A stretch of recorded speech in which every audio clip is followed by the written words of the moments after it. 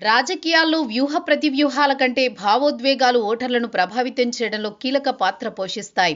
ఒక సమర్థుడైన నేత ప్రజల్లో ఎమోషన్ సృష్టించాలే తప్ప తాను స్వయంగా భావోద్వేగాలకు లోనై నిర్ణయాలు తీసుకోకూడదు. ఈ కాన్సెప్ట్ సీనియర్ నేతలు బాగా వంటబట్టించుకుంటారు. వారు నేర్చుకునే ప్రాథమిక రాజకీయ సూత్రాల్లో ఒకటి అదే. కానీ వారసులు మాత్రం అదంతా పాతకాలం రాజకీయం అనుకుంటున్నారు. కేటీఆర్, జగన్ రాజకీయాలు చేస్తున్న వైనమే దానికి నిదర్శనం. రాజకీయ నాయకుడు అనే వ్యక్తి ఒక శిల్పి లాంటివాడు. ప్రజల మనోభావాలను తనకు అనుకూలంగా మలుచుకోవడంలోని అతని విజయం దాగి ఉంటుంది. కానీ ఎప్పుడైతే నాయకుడు స్వయంగా భావోద్వేగాలకు గురవుతాడో అక్కడే అతని ఎదుగుదల ఆగిపోతుంది. ప్రస్తుతం BRS working president KTR, YCP అధినేత జగన్ ఇద్దరూ తమ రాజకీయ ప్రస్థానంలో ఒక రకమైన ఎమోషనల్ ట్రాప్లో చిక్కుకున్నారని వారు చేస్తున్న రాజకీయాలను బట్టి అర్థం చేసుకోవచ్చు. గతంలో కేసీఆర్ తెలంగాణ సెంటిమెంట్ను, జగన్ తన తండ్రి మరణం తర్వాత ఓదార్పు సెంటిమెంట్ను ప్రజల్లోకి బలంగా తీసుకువెళ్లి అధికారం అందుకున్నారు. అది వారి వ్యూహం. కానీ అధికారం కోల్పోయిన తర్వాత లేదా విమర్శలు ఎదురైనప్పుడు కేటీఆర్, జగన్ ఇద్దరు పబ్లిక్ ఫోరంలలో లేదా సోషల్ మీడియాలో చూపిస్తున్న స్పందనలు వారు వ్యక్తిగతంగా భావోద్వేగాలకు గురవుతున్నట్టు సూచిస్తున్నాయి. కేటీఆర్ ఇప్పటి వరకు ప్రతిపక్షంలో లేరు.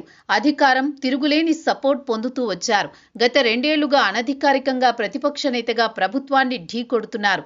కానీ ఆయన ఆకట్టుకోలేకపోతున్నారు. కారణం, కాంగ్రెస్ ప్రభుత్వం చేస్తున్న విమర్శలకు, ముఖ్యంగా రేవంత్ రెడ్డి వేస్తున్న ఎత్తుగడలకు ఆయన స్పందిస్తున్న తీరులో అసహనం కనిపిస్తోంది.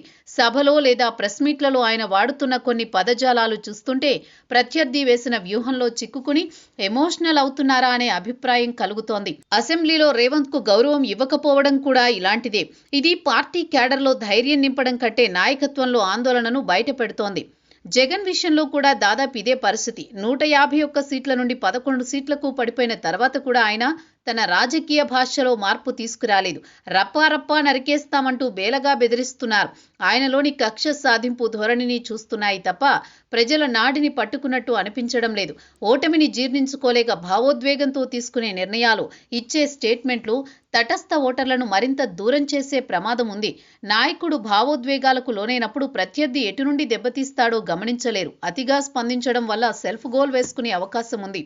నాయకుడే భావోద్వేగానికి లోనైతే కింద ఉన్న కార్యకర్తలు నమ్మకం సన్నగిల్లుతుంది.